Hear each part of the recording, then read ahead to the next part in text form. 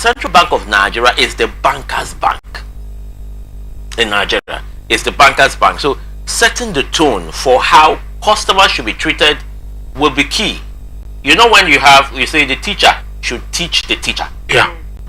That's what this is. And I commend this if it's going to see the light of day. Because at the end of the day, we see mere slogan, mostly paper, you know, when you paper tigers, as it were. When you refer to those establishments as paper tigers and some of those projects.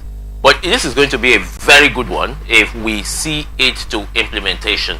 We're tired of being treated like we mean nothing. You go to a bank.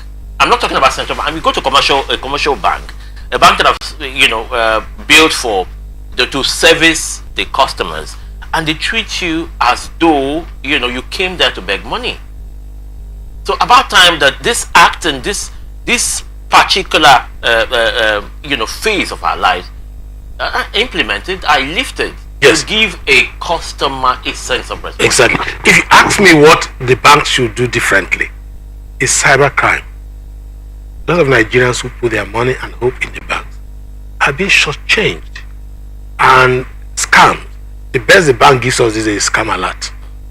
You go and change your PIN, you do this, don't respond to change of code and all that. They should improve on their cybercrime vigilance. That is one service delivery that we need so much from the bank.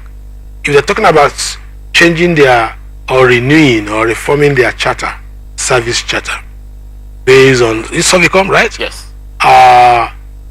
The issue of service delivery in Nigeria that Obasanjo raised an alarm, I remember, in 2003, and what happened thereafter in 2004, where the people were promised to a new lease of life because corruption was eroding everything about service delivery and all that. If we want to go back to that beginning of looking at what we used to do and thinking about doing it better, I think that they should roll their sleeves and do it better for Nigerians. I like the way you put it and how you dated it back. Yeah. Savicom, they came because of the extensive abuse of service to the ordinary consumers. Now, it formed like more like consumer protection. Yeah. If you look at this service charter, it's not limited to what happens around the CBN alone. No, it's about something in the country. Yes, business transactions. And if you wake up in the morning, the most annoying part of this is if you wake up in the morning, how bankers and how commercial banks treat us as though we are how do I put it? We do not matter.